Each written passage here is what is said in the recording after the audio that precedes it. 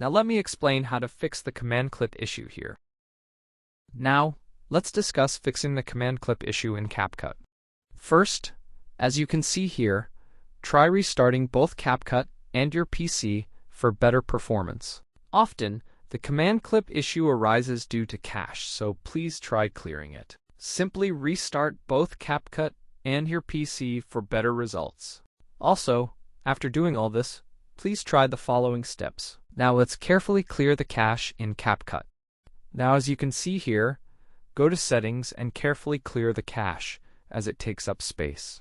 It takes up a lot of space in CapCut, so you really need to clear it regularly. Regularly clear the cache by yourself. Now after doing that, you should carefully reduce the project size to ensure smooth performance. As you can see here, command clip may not work well if overloaded. Effects or AI features, along with a large number of layers, can cause performance issues.